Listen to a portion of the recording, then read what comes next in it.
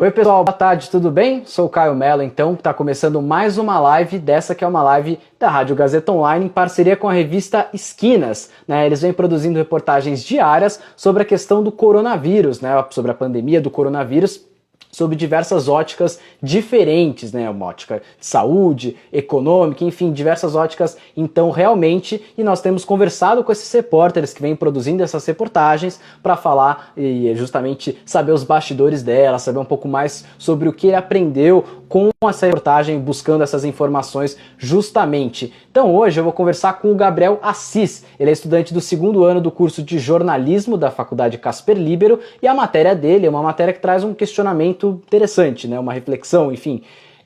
Qual modelo de quarentena, qual isolamento é melhor para o Brasil no ponto de vista da economia? O isolamento total ou o isolamento vertical? O isolamento total, aquele lá que a gente já está vivendo mais ou menos, que enfim, exceto as atividades essenciais param, né? As atividades essenciais então não param, as outras atividades param, funcionam remotamente, e o isolamento vertical é aquele do qual justamente apenas os grupos de risco, e no caso do coronavírus os idosos e também as pessoas com alguma doença crônica, apenas esse grupo para. Do ponto de vista da economia, vamos ver então o que o Gabriel descobriu. Vou chamar ele aqui para a gente começar então nosso bate-papo importantes a esse respeito. Enfim, ele vai contar pra gente, então, o que ele descobriu com essa reportagem, enfim. Mas é um questionamento realmente bastante importante que vem sendo feito pelas pessoas, vem sendo feito na grande mídia. E o Gabriel já tá com a gente. Gabriel, tá me escutando bem? Tô escutando bem, tudo bom, Caio? Tudo bem, boa tarde, Gabriel, tudo certo contigo? Boa tarde para quem tá assistindo. Vamos falar um pouquinho, né, já que a gente só fala disso ultimamente, vamos falar mais um pouco. Com certeza, né? Mas a gente fala sempre buscando informação de qualidade, que infelizmente não são todos os lugares que buscam, né? E ele comentou, e eu também aproveito para reforçar, obrigado a você que já está nos acompanhando, já está interagindo. Você pode mandar, claro, pergunta, acrescentar aqui alguma coisa, alguma questão para o nosso debate, fazer o seu comentário também, só comentar aí, enfim, mandar sua percepção também, você aí que está participando da nossa live. A gente agradece já, desde já, a sua participação. Enfim, Gabriel, para a gente começar então nossa conversa, como que você chegou nessa pauta da questão da quarentena, do isolamento, e para você qual que é a grande importância desse debate ser feito? Na verdade, essa pauta já estava sendo muito debatida na mídia na época que a matéria saiu, porque já tem 2 semanas que a gente soltou essa matéria, e estava naquela discussão bem forte mesmo, porque a gente tinha 2 vozes muito fortes assim, no embate. A gente tinha de um lado toda a comunidade científica, que é um consenso na comunidade científica que o isolamento total é a melhor maneira de combater a pandemia. Do outro lado a gente tinha um chefe de Estado, que no caso é o Bolsonaro, com alguns dos seguidores dele, que é uma massa bastante relevante também, dizendo que o melhor é fazer o isolamento vertical. E aí, no meio dessa confusão toda, a gente decidiu fazer essa matéria para esclarecer um pouco, e por isso a gente entrevistou a Érica Aragão, que é coordenadora da Covida, e é importante exatamente para esclarecer, no momento em que a gente tem esse embate de vozes importantes, a população pode acabar ficando confusa sobre o que fazer, então a gente decidiu trazer a comunidade científica, o que a comunidade científica está falando, para esclarecer tudo isso, já que são eles que têm o conhecimento para falar sobre saúde. Com certeza, da parte da saúde, sem dúvidas. E um dos argumentos, né, o principal argumento, na verdade, de quem defende isolamento vertical, né, aquilo lá que a gente comentou já, que apenas as pessoas que estão no grupo de risco parariam as suas atividades, enfim, é o argumento econômico, que o estrago na economia seria pior se realmente todo mundo parasse, a não ser as atividades essenciais. Agora, você comentou inclusive da sua fonte, que foi a Érica Aragão, ela que é economista também, porém doutora em saúde pública, ou seja, ela tem tanto essa qualificação econômica quanto a qualificação da parte da saúde, que nesse momento são as 2 principais áreas afetadas, sem dúvidas, pela pandemia, né? A Érica, inclusive, só para a gente reforçar aqui a qualidade dela, ela é também professora da Universidade Federal da Bahia e, como ele comentou, é coordenadora da rede Covida, né, que é a própria Federal da Bahia, e a Fiocruz estão nessa parceria de estudar realmente o surto do coronavírus, então uma parceria de peso. Agora, Como que você chegou nessa fonte que é tão qualificada para a sua reportagem, para o seu recorte, né, no formação econômica e de saúde também? Como é que você chegou até ela? E qual que foi a importância de ouvir uma voz que seja realmente, como a gente comentou aqui, muito boa, muito relevante nas duas áreas fundamentais e principais desse debate? A revista Esquinas tem a sorte de... Aqui é uma rasgação de seda, mas tem a sorte de contar com o editor-chefe, que é o Ratier, que é um cara super, super bem colocado, então ele conhece as pessoas, ele tem bastante contato, e ao mesmo tempo a gente também tinha a Rede Covida sempre muito disposta a fazer matérias com a Esquinas. A minha matéria não foi a primeira vez que a Rede Covida foi uma fonte para a Esquinas. Eles já estavam bem, bem solícitos com a gente, e então a gente foi mais uma vez fazer o contato, transferiram a Érica Aragão para a gente, enfim, a gente chegou nessa fonte a partir desses dois fatores, de ter um editor-chefe que tem muitos contatos, ao mesmo tempo a gente ter uma rede importante ajudando bastante a gente. E é fundamental que a gente tenha isso, porque no fim das contas a Érica é a autoridade no assunto para falar sobre as duas principais preocupações, salvar vidas e salvar emprego. Então, ela é autoridade no assunto, ela com certeza era a pessoa mais indicada para explicar para a gente como que a gente vai fazer para que a gente tenha o menor número de vítimas possível e, ao mesmo tempo, para que a economia vai ficar prejudicada, mas com que essa recessão seja a menor possível também. Claro, com certeza, tanto a parte da saúde quanto a economia, de alguma forma, vão ser afetadas negativamente, né? A gente só quer que o estrago seja o menor possível, né, para esse momento, enfim, mais vidas salvas possíveis, menos empregos perdidos possíveis, enfim, que tudo se normalize, né? E, inclusive, isso que você comentou, até uma percepção bastante, de certa forma, ampla do pessoal da revista Esquinas, que está tendo uma participação bem solícita das grandes fontes de saúde, das fontes econômicas, enfim, que eles estão bem solícitos especialmente nesse momento de pandemia. Você teve essa percepção também, então, que realmente o pessoal da Rede Covida, por exemplo, que você citou, eles estão nesse momento especialmente mais solícitos para falar conosco, né, que fazemos parte da mídia, da imprensa? Sim, a gente que faz jornalismo, a gente já sabe que nem sempre é tão fácil, assim, as pessoas nem sempre são tão acessíveis e tão solícitas, mas, claro, a Rede Covida, com a revista Esquinas em especial, mas a gente percebe em toda a cobertura de toda a mídia que está existindo uma preocupação muito grande com a transparência, com a informação, porque as pessoas precisam saber o que fazer, precisam saber o que está acontecendo, caso contrário elas não vão ficar em casa, né? Então elas nem vão saber tomar os cuidados certos, e aí a gente vai ter um caso muito mais grave do que já está acontecendo. Então realmente é uma situação que a gente está percebendo que a informação é muito importante e é legal que a gente esteja com todas as partes, né? A imprensa, os órgãos de saúde, todas as autoridades cientes de que a informação é importante. Sim, sim, com certeza. E um ponto interessante também, que até eu fiquei curioso para saber, como é que você chegou na Érica Aragão, enfim, você comentou já, mas assim, como você realizou a entrevista, claro, meios remotos, especialmente porque ela é da Bahia, é longe aqui de São Paulo, por exemplo, mas nesse momento de quarentena, mesmo que fosse de São Paulo, não seria possível uma entrevista presencial. Então, nesse ponto, que recurso que você utilizou? Foi o telefone? Foi propriamente o celular, o WhatsApp, enfim, mensagem? Como é que você chegou, como é que foi feita essa entrevista, então, que ferramenta que você utilizou? Eu primeiro acertei por mensagem um horário para a gente conversar, e aí eu liguei por telefone. Eu tenho um aplicativo gratuito, inclusive, que ele grava as suas ligações, então foi tranquilo. Eu só falei com ela pelo telefone e depois foi só baixar o arquivo do áudio e ouvir de novo para conseguir escrever a matéria. Ah, que bom. Hoje em dia a tecnologia acaba nos ajudando com certeza nesse ponto exatamente, né? Na quarentena a gente tem contatos remotos, enfim, que facilitam muito, inclusive, nosso trabalho, para além do lazer, convívio social, enfim, essa parte do trabalho também é importante, enfim. Agora, o principal ponto que a professora Érica defendeu na sua reportagem foi que o isolamento total, inclusive para a economia, trazendo o aspecto da economia, não só o de saúde, é melhor do que o isolamento vertical. Isso até contraria um pouco o senso comum, né?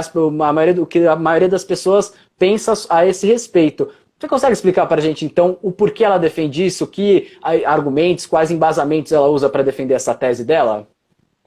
Sim, é bastante comum que a gente pense que o isolamento vertical seja melhor para a economia, porque, claro, que você não vai ter uma paralisação tão grande da atividade econômica do país. Mas, por outro lado, ela citou estudos que mostram que na pandemia da gripe espanhola, em 1918, que, enfim, matou dezenas de milhares, as cidades dos Estados Unidos que adotaram as medidas de isolamento total mais rápido, com mais agilidade, conseguiram, depois da pandemia, ter um aumento de 4% nos empregos. Então, é um estudo que mostra que é melhor fechar tudo agora, parar tudo que não for essencial agora, e quando passar, pelo menos você vai ter, enfim, um número menor de vítimas, até porque se você faz o isolamento vertical, é outro consenso na comunidade científica que o número de pessoas infectadas vai ser muito maior. Então, por mais que você não vá ter um desaquecimento tão grande da economia, você não vai conseguir operar na plenitude tão rápido assim. Então, os estudos mostram que fechar tudo por um tempo com agilidade vai fazer com que as coisas voltem ao normal mais rápido e vai gerar uma facilidade maior para os empregos serem retomados. Quer dizer, é um pensamento até que a curto prazo a gente para, a gente respeita a quarentena, para depois no médio e longo prazo a gente voltar ao normal, né? Acho que é mais ou menos por aí. Exatamente assim. É exatamente isso que ela explica. O estudo chama, na tradução do inglês para o português, chama Pandemias deprimem a economia, mas intervenções em saúde pública não. Então, já está no título mostrando que o foco total tem que ser na saúde, porque é até um dito popular, é uma coisa que não é, falando assim, popularmente, é aquela história.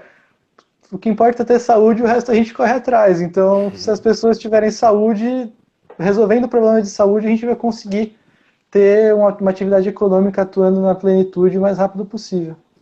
Outra coisa que tem se dito também nesse sentido, assim, parece um dito popular realmente, é que um falido pode se recuperar, um falecido não. Então Exatamente. entra esse aspecto da saúde, ainda que a professora Érica tenha trazido esse aspecto econômico também. E você comentou da gripe espanhola, inclusive é bem interessante, foi uma pandemia que o mundo passou há mais ou menos 100 anos atrás, 102 anos atrás. Como então que aquele contexto de 100 anos atrás pode ajudar a gente a entender e tomar as decisões corretas, ou inclusive pelo bom exemplo ou pelo mau exemplo do que foi feito hoje? Você acha que dá para traçar esses paralelos? Dá para traçar esses paralelos, porque no fim das contas, ainda que seja uma sociedade totalmente diferente, medicina muito mais evoluída, a gente está falando de uma pandemia do mesmo jeito, e naquela época o mundo já era bastante ocupado, já tinha bastante gente. Então, a gente pode sim traçar esse paralelo, e se naquela época o isolamento total se mostrou mais eficiente, parece que é o mais inteligente a se fazer agora, já que a gente não tem uma vacina ainda para o coronavírus, as pessoas não estão imunes, e é super contagioso, então as evidências daquela época mostram que realmente o negócio é parar tudo por enquanto, tudo que não for essencial, para ali na frente a gente conseguir recuperar melhor. Exato, você comentou não tem vacina e o medicamento também ainda há uma grande discussão, mas oficialmente, irrefutavelmente, não há uma orientação no sentido de medicamentos. Tem a discussão da cloroquina, enfim, se é bom ou não é. Algumas fontes importantes defendem o uso da cloroquina, outras não, mas o fato é que ainda não é uma unanimidade o uso de nenhum medicamento e não há ainda nenhuma vacina. Então, realmente, por esse motivo, o tratamento é bem escasso. Inclusive, falando das medidas que o Brasil já tomou e vem tomando, claro, a respeito da quarentena, a respeito do isolamento social. No entendimento da professora Érica, ela entende que o Brasil agiu no tempo certo ou o Brasil demorou demais para agir, por exemplo? Qual foi a percepção dela?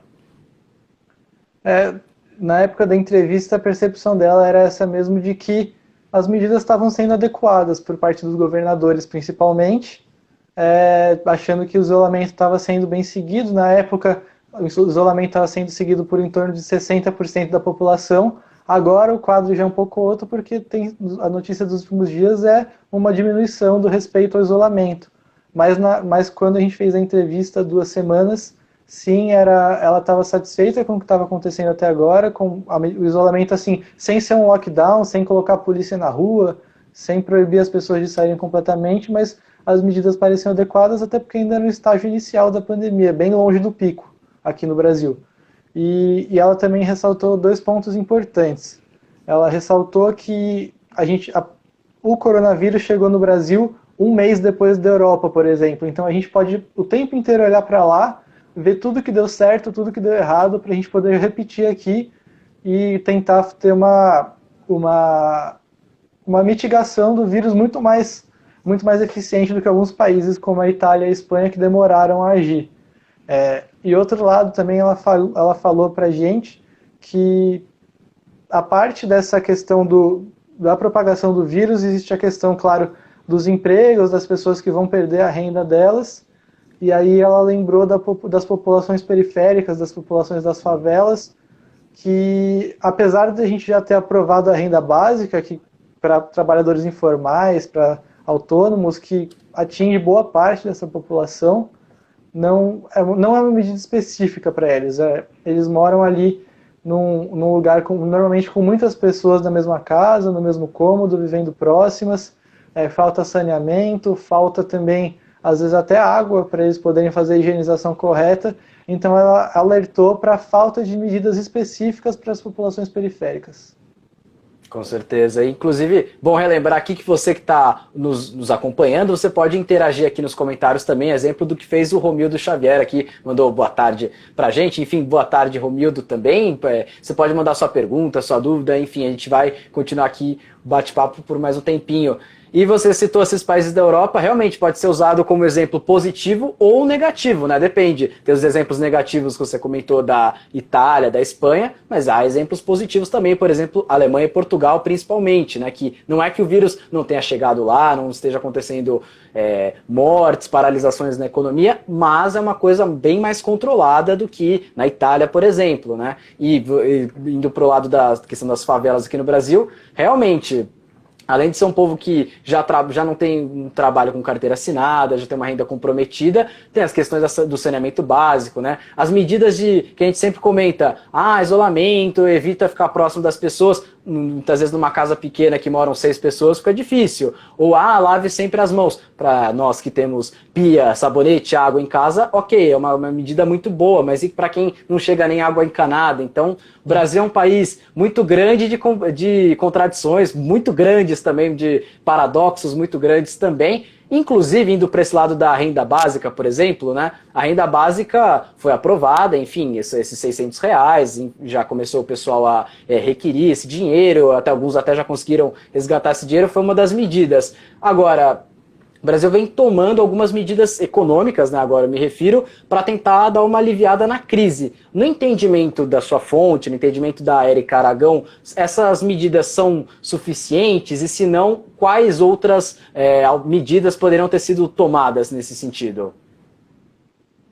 É consenso também entre as pessoas, entre os especialistas, que é extremamente necessário com que nesse período de crise o governo gaste mesmo, aumente totalmente os gastos. A gente tem até a discussão do orçamento de guerra, porque é um momento de paralisação onde muitas pessoas vão ficar desamparadas e elas precisam desse apoio do governo nessa hora. A renda básica, ela achou bom, claro, porque vai dar uma renda para as pessoas poderem ficar em casa. É importante dizer isso também. Não só para as pessoas não receberem a renda básica, na verdade, não é que elas vão ficar sem dinheiro para comer. Elas vão ter que sair para trabalhar. E aí, elas saindo para trabalhar, a gente nunca vai conseguir combater a propagação do vírus da maneira correta. Então, a gente precisa com que essas pessoas tenham a renda básica para que elas possam ficar em casa. E a gente sabe que, por exemplo, que a gente falou agora da população periférica, a gente sabe que se eles tiverem que sair para trabalhar, eles podem se infectar e quando eles voltarem para casa, eles podem infectar toda a casa deles e aí tem aquele esquema todo de pirâmide, uma pessoa vai infectar outra, que vai infectar mais 2 e a gente nunca vai conseguir sair dessa. E aí sim a gente vai voltar para aquele problema da geração de empregos, vai voltar para aquela discussão do isolamento vertical. Se as pessoas não ficarem em casa, a gente vai ficar com muito mais casos. E com isso a economia não vai poder operar na plenitude por um bom tempo, muito maior do que se a gente parar tudo agora. Quer dizer, é cíclico, né? Se a gente não parar tudo agora, nesse entendimento, seguindo esse raciocínio, claro, as pessoas vão continuar se infectando e infectadas, evidentemente, aí elas não vão poder trabalhar de jeito nenhum, evidente. Então, por isso, e aí com isso, surgem questões de desemprego, questões econômicas que viram realmente esse ciclo interminável de muito problema de saúde, muitas mortes, muitas perdas, enfim, que por si só já seriam ruins, e mais a questão econômica, né? Se torna um ciclo vicioso e ruim, né? Acho que esse é o ponto. Além de tudo, tem a dificuldade do acesso à informação para as populações mais periféricas, porque apesar da gente ver numa realidade em que todo mundo tem celular e internet, numa favela, numa periferia, num lugar mais pobre, não é assim que funciona. Nem todo mundo vai ter essa informação, vai saber como fazer, vai saber qual que é o certo. Então isso também, claro, é mais um desafio para essa população, e é mais um ponto que a Érica apresentou como um desafio para o governo, fazer medidas específicas para essa população que é muito numerosa e que está muito exposta. Exatamente, quer dizer, e aí entra também, de certa forma, o nosso trabalho, o trabalho dos jornalistas, trabalhos da mídia, imprensa no geral, que é de levar informação de qualidade, porque mesmo em uma pandemia, infelizmente ainda há quem se aproveite disso, e divulgue informações falsas, divulgue fake news, enfim. E aí isso é muito prejudicial para todo um país, toda uma sociedade, essas informações falsas. Está aí o trabalho que a revista Esquinas vem fazendo muito bem feito de levar informação de qualidade, trazer os debates, enfim. Gabriel, acho que então a gente conseguiu abordar os principais pontos. Você acha que a gente pode acrescentar alguma coisa? O que você acha? Não, falamos bastante de tudo. Se a gente tivesse que acrescentar só mais um ponto, é que a gente tem um bom exemplo de isolamento vertical no mundo, que é a Coreia do Sul, mas lá eles têm uma realidade totalmente diferente, uma realidade na qual eles têm muito mais tecnologia, eles puderam monitorar a população por satélite, eles tinham testagem em massa. O Brasil dos países que estão mais afetados pelo coronavírus é o país que menos testa as pessoas, então o Brasil tem muito mais dificuldade nessa parte. Então, foi muito possível o isolamento vertical na Coreia do Sul, mas numa realidade totalmente diferente da nossa, e não se aplica para a gente. Então, é só reforçar o pedido para as pessoas ficarem em casa, porque são isso que os cientistas estão dizendo. Com certeza, né? Você comentou da Coreia do Sul, eles fizeram essa testagem em massa que, por um lado, tem o lado tecnológico, enfim, deles, por outra, a população da Coreia do Sul é bem menor que a população brasileira. Tem esse ponto também. Ainda que o Brasil, ainda assim, esteja testando pouco, essa questão da população realmente dificulta um pouco o Brasil ser um país continental, enfim. Mas é um grande ponto realmente, né? O isolamento vertical funcionaria caso houvesse testagem em massa, tecnologia, enfim. Mas então, Gabriel, eu aproveito para agradecer você, agradecer primeiro os nossos internautas, quem participou da live também mandou mensagem, por exemplo, Nega Maria Marques, o Thiago Pansica, Fernanda Almeida e diversas outras pessoas também que estavam aqui acompanhando e interagindo. Gabriel, muito obrigado então pelo papo. Chegou aqui inclusive uma pergunta, acabou de chegar uma pergunta, um minutinho, vamos ver. Uma pergunta do Raneri Blumen. Ele pergunta: gostaria de saber sua opinião sobre as atitudes do presidente Bolsonaro e da entrevista do ministro Mandetta, Luiz Henrique Mandetta, ministro da Saúde, no Fantástico ontem. Bom, vou deixar contigo então, Gabriel, sobre essa questão, claro, linkando com a reportagem que você fez, com os conhecimentos que você obteve, o que você pode dizer sobre esse assunto, brevemente?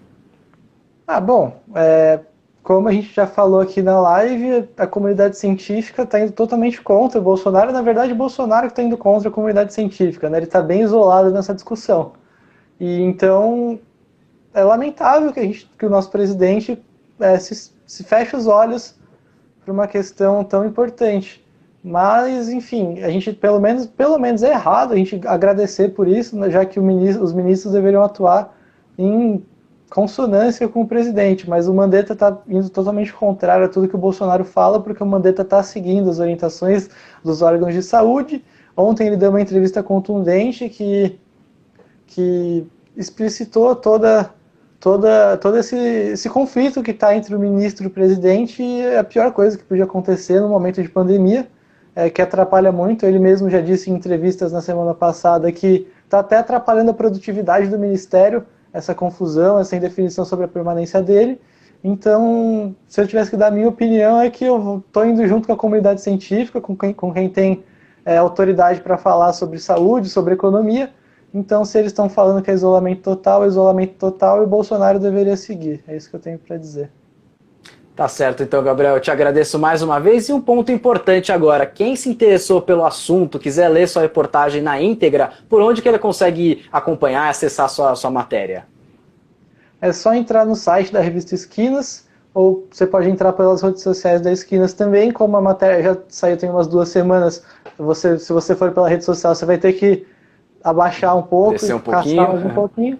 Mas entrando no site da Esquinas, é só entrar ali na aba do empreendedorismo que já vai ser uma das primeiras matérias.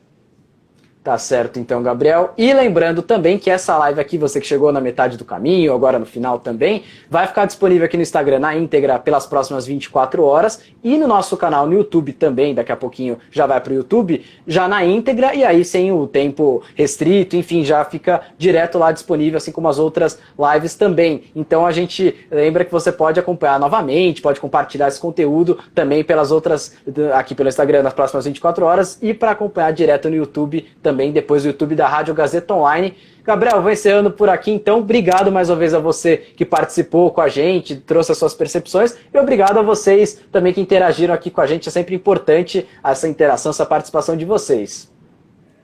É isso, obrigado, Caio, obrigado a todo mundo que assistiu a gente, obrigado à Rádio Gazeta pela parceria com a revista Esquinas.